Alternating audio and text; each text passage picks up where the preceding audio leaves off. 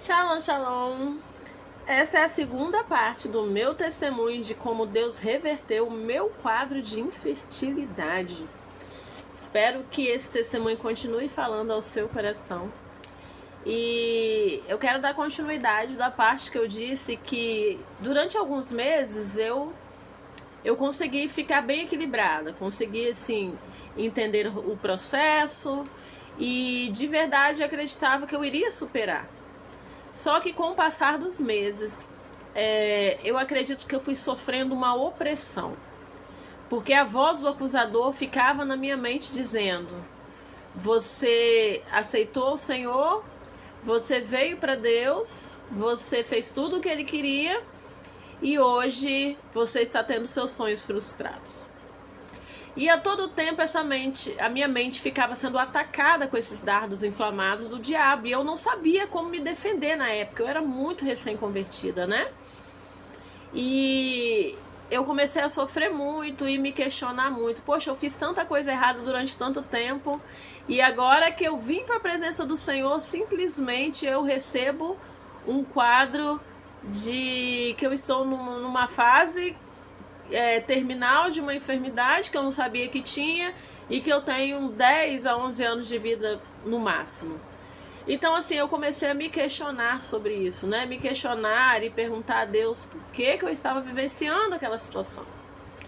Foi quando eu comecei a mergulhar de cara nas Escrituras. Eu comecei a ler a palavra, eu comecei a prosseguir em conhecer Jesus, eu comecei a buscá-lo. Porque na verdade eu precisava de respostas. Porque se eu tinha vivido uma vida longe dele, e eu sabia que as promessas, né, não tinham me sido feitas, mas mesmo assim eu vivia aquilo que eu queria fazer, da forma como eu queria, porque quando eu vim para Jesus, as coisas não estavam mais dando certo, né? Eu entrei num quadro de tristeza profundo. Até é muito comum uma pessoa que recebe um diagnóstico de morte, né? Apesar que não era a primeira vez que eu passava, mas eu já estava muito mais amadurecida. Então, para mim foi muito difícil saber que aos 18 anos eu não tinha como fazer planos, né? Eu não poderia viver muito mais os meus sonhos. Então, isso ainda me fortaleceu mais para eu tomar a decisão mais importante da minha vida, que foi viver com Jesus os últimos dias que me restavam. Falei, bom, se eu tô condenada à morte, não tenho o que eu fazer na terra, pelo menos eu quero garantir que eu vou pro céu, né? Quero garantir minha salvação, fazendo as coisas que eu preciso fazer para herdar essa salvação, para manter a salvação intacta, né? Então eu comecei a buscar Jesus com toda a minha intensidade. E lendo a palavra de Deus, eu comecei a entender que Deus havia liberado várias chaves ali na palavra. E é por isso que o diabo tem tanta sede quando a gente lê a palavra. Porque a gente pode profetizar, a gente pode ir de revelação, a gente pode sapatear, falar em língua, mas o diabo não se enfurece tanto do que quando você tem tempo com a palavra. Por quê? Porque está escrito que Deus ele vela para que a sua palavra se cumpra. Então, se você lê a palavra e tomar posse do conhecimento que há nela, não tem como não se cumprir na sua vida. E eu lendo as Escrituras, li uma parte, eu acho que em Deuteronômio, falando de algumas promessas, né, que estavam liberadas a todos os filhos de Deus, cujo eu fazia parte, porque eu havia entrado para a família, havia aceitado Jesus como meu único e suficiente Salvador. E a palavra dizia que todos nós somos fecundos, que nós somos como árvores plantadas à beira, né, do ribeiro, e que no tempo certo daríamos muitos frutos. Então eu comecei a conectar os textos. Árvores dá fruto, ou seja, ventre gerar, ser fecundo. Peraí, Deus tem uma palavra ao meu respeito. A medicina não pode mudar essa palavra, porque o diagnóstico não vem do médico, vem de Deus, já que eu sou filha de Deus. E eu comecei a levar isso ao Espírito Santo em oração. Espírito Santo, essa palavra também é válida para mim? Eu acabei de chegar.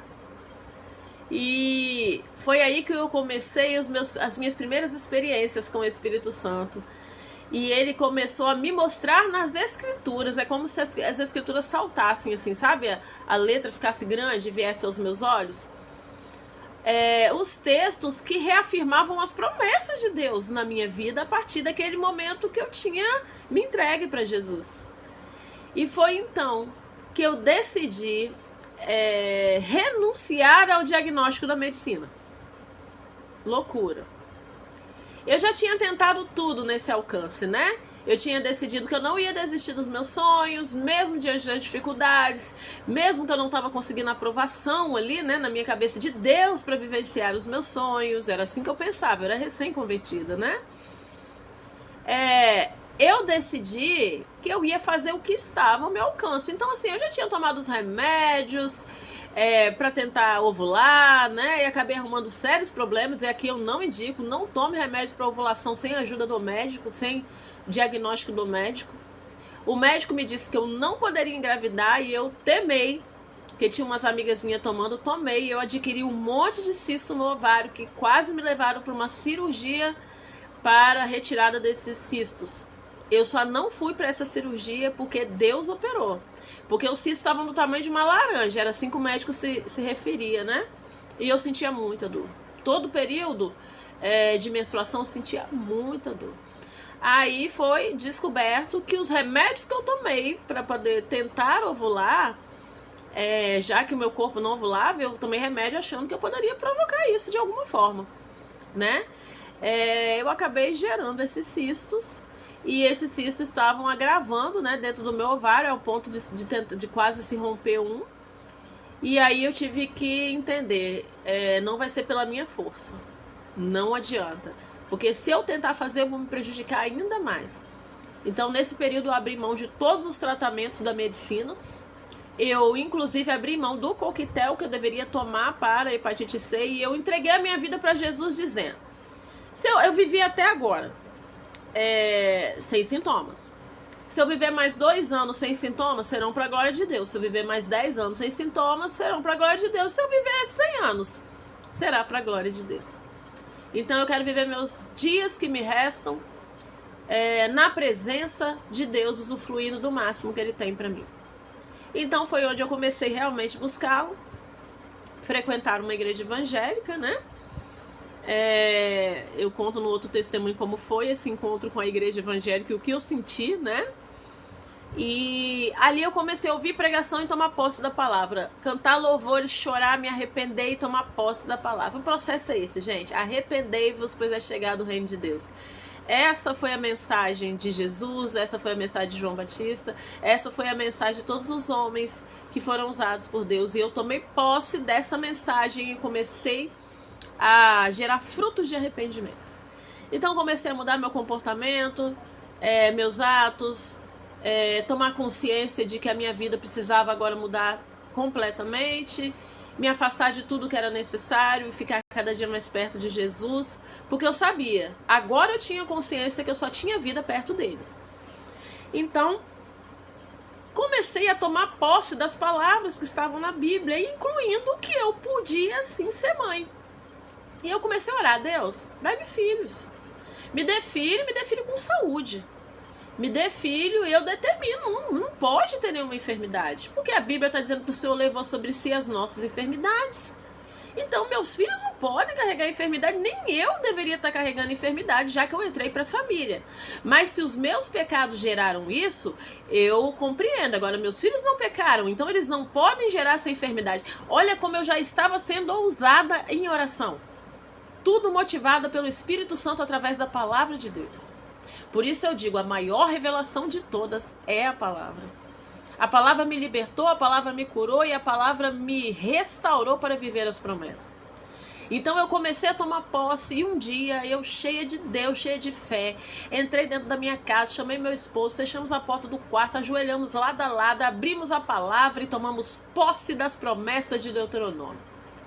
Aonde nós seríamos fecundos, prósperos, abundantes de vida. Eu comecei a declarar que as palavras que eu tinha lançado sobre a minha vida de que eu não queria ser mãe fossem anuladas, porque agora eu tomava posse das palavras de Deus ao meu respeito. Eu comecei a declarar que as minhas feridas me fizeram ter atitudes, pensamentos e declarações pautadas na minha dor, mas que agora eu não era mais uma rejeitada, não era mais uma abandonada nem órfã. Eu tinha pai. Aleluia. Eu fico muito emocionada de lembrar isso, porque foi um período muito difícil, aonde eu me sustentei pela fé que Deus me apresentou. E eu comecei a tomar posse. E agora eu entendi que não bastava eu orar, eu precisava agir, mas agir com sabedoria. Então o que eu fiz? Separei na casa que eu morava um quarto, era uma casa de 2 quartos, separamos um quarto. Eu fui lá e comprei berço, eu comprei carrinho, eu comprei todo o enxoval, né? De cores assim, bem unissex. Comprei guarda-roupa, comprei carrinho, eu comprei tudo de bebê. E eu mobilei aquele quarto para uma criança. E eu entrava dentro daquele quarto e eu dizia: Deus, me deu o nome dessa criança, porque essa criança será a prova do teu milagre nessa terra. Presta atenção. E eu ia lá e falava: meu filho é abençoado, meu filho é próximo, meu filho não tem nenhum tipo de doença, nenhuma enfermidade. Jesus levou as enfermidades dele sobre a cruz. Ou seja, eu ainda não acreditava que eu tinha sido plenamente perdoada, porque a minha intimidade ainda era bem pouquinha, mas eu já tinha tomado posse de que meus filhos não carregariam maldições daquilo que eu fiz, ok? E aí eu comecei a profetizar. E amados, eu comecei a crer que era só questão de tempo de um filho chegar até mim. As opressões, elas começaram a diminuir. Por quê? Porque a palavra diz que resistir ao diabo e ele fugirá de vós. Ele começou a fugir. Eu já não tinha mais como entrar na minha mente, porque a minha mente estava tomada por uma fé sobrenatural. Literalmente é o que Hebreus diz: a fé é a firme convicção do que eu não vejo, né? E a certeza do que eu espero. Eu vivi isso. E eu me sentia grávida todos os meses. Todos os meses. Só que aí vem a parte que é emocional, porque nós somos seres humanos e temos sentimentos. E eu sei o que uma tentante passa. Eu participava de todos os grupos de tentante que tinha, de calculadoras de ovulação, e eu via, né, as meninas postando seus positivos, e eu sonhava em um dia poder postar o meu positivo, né? E, amados, longos 8 anos e meio se passaram. Isso mesmo. E eu não engravidei. Crendo, confiando e declarando. E eu comecei a dizer: talvez não seja pra mim. Eu comecei a chegar nesse nível de maturidade, né, em Deus. Talvez a vontade de Deus pra mim não é que eu seja mãe. E não tem a ver com o pecado que eu cometi. Tem a ver com a vontade de Deus. Então, boa, perfeita e agradável é a vontade de Deus. E se Deus não quer que eu gere, talvez até por proteção ao meu próprio corpo, que estava do mesmo jeito, sem nenhum sintomas, mas eu também não estava fazendo o tratamento. Ok? Eu decidi não fazer aquele tratamento. E aí eu comecei a pensar: talvez não seja realmente vontade de Deus, e se eu não é para mim gerar, eu posso ser mãe de outra forma. Eu posso adotar uma criança. E aí entramos na fila de adoção, eu e meu esposo, fomos até uma feira, né, que houve de ali, um projeto de adoção, como é que funciona e tal, e nós fomos ver, fomos conhecer. E eu me lembro que eu cheguei lá e quando me perguntaram: tá, como seria a sua expectativa por uma criança? Eu disse: qualquer criança, qualquer idade, qualquer cor, não importa, eu só quero ser mãe. Aí eu lembro que a mulher olhou pra mim e falou: nossa, você tem certeza do que você tá dizendo? Eu falei: sim. Ela falou assim: nossa, não vai demorar uma semana pra você achar uma criança. E eu saí de lá com essa expectativa: Deus, se o Senhor quer que eu seja mãe através da adoção, eu serei mãe, eu não me importo, eu abro mão do meu desejo de gerar para viver a sua vontade. Então assim, eu não desistia, eu sabia que eu ia ser mãe por uma via ou por outra, e continuava orando e buscando. Aí eu virei a chave. Qual foi a chave de virada? O profético. Eu comentei com uma amiga, né, que uma amiga na época, eu estava na igreja junto com ela, né? Ela era a esposa do pastor dessa igreja. E eu comentei com ela o que eu vivia, a situação como eu vivia, tentando engravidar, não conseguia, 8 anos e pouco, e talvez eu tivesse que partir para adoção, porque Deus não havia feito, eu havia entendido e tal. E ela falou comigo: vamos fazer um ato profético? Eu sou muito grata a ela até hoje, tá? Por tudo, pela fé que ela teve, que me impulsionou. Eu entendia nada de ato profético. E aí nós fizemos uma oração, onde ela disse assim: Deus, eu empresto o meu ventre para a Glícia poder gerar. E eu tomei posse daquilo como uma transferência espiritual de ventre. Sabe? Eu sempre, assim, a minha fé estava muito grande, assim. Eu estava vivendo um tempo com Deus maravilhoso, um tempo novo. Tinha saído do engano, da mentira, do ocultismo, e agora eu estava vivendo na luz. Então, assim, eu estava apaixonada por tudo que Deus estava me mostrando. E quando ela fez essa oração, eu tomei posse dessa oração. Ela é uma mulher de muita fé, né? Eu tomei posse dessa oração juntamente a ela. E eu acredito que o milagre foi gerado ali no mundo espiritual. Eu acredito. Porque hoje eu sei o poder de um ato profético. Na época eu ainda não sabia exatamente. E eu sei que Deus usou a vida dela para me aconselhar e para me ofertar fazermos juntas um ato profético. Talvez nem ela soubesse exatamente o que ela estava fazendo. Mas eu acho que ela já tinha visto ou ouvido alguém falar e ela determinou ali comigo e eu tomei posse daquela oração.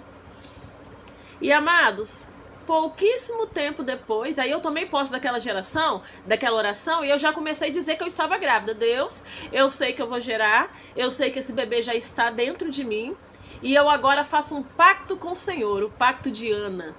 Se de fato meu filho nascer e nascer com saúde, sem nenhum vírus daqueles que pela medicina era impossível nascer sem, esse menino é ofertado ao Senhor.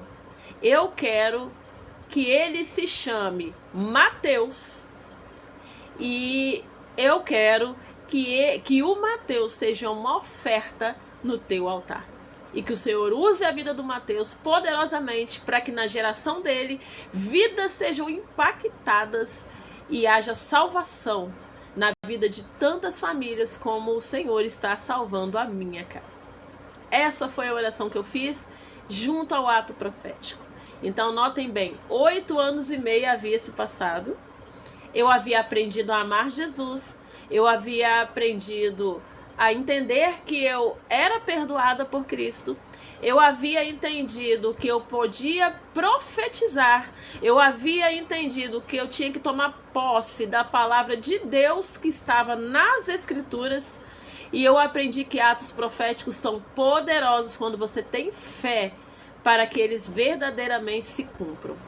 Então eu abandonei o pecado, me aproximei de Jesus, mudei meu caráter, entrei debaixo da cobertura de salvação de Cristo, segui os princípios do Senhor e minha fé foi acrescentada dia após dia, para que então eu fizesse as orações necessárias. E a chave que virou foi eu declarar que se Deus me desse aquela criança, ela não seria minha, ok? Ela seria do Senhor. Então eu me capacitei para ser a melhor mãe. Eu estudei tudo sobre como gerar de forma santa, saudável, como ter um filho saudável, o que eu podia fazer para que o Mateus fosse uma criança gerada no Senhor e que vivesse a vida dele inteira na presença do Senhor. E eu comecei a estudar, me aprofundar nisso, para me tornar a melhor mãe de profeta que eu pudesse me tornar, porque eu sabia, esse filho, quando chegar, não é meu, é de Deus, porque eu ofertei ao Senhor. Então, amados, eu quero dizer que unindo todas as orações, a minha fé, a fé dessa amiga que fez essa oração comigo, e a palavra declarada, impossível, hoje eu entendo, é impossível o milagre não se concretizar. Passaram 45 dias desse ato profético, ela fez uma viagem, e lá na viagem ela começou a passar muito mal, e ela falou assim, me ligou e disse assim, meu Deus, eu acho que o ato profético deu alguma coisa de errada, porque você tá sentindo alguma coisa? Eu falei, não. Ela falou assim, eu estou sentindo enjoo como se eu estivesse grávida. Vou fazer um teste. Aí, no outro dia ela me disse que fez um teste, o teste deu negativo e ela disse, você está grávida. Eu falei, será? Foi aí que eu fiz o teste e eu continuo esse vídeo contando esse testemunho no próximo.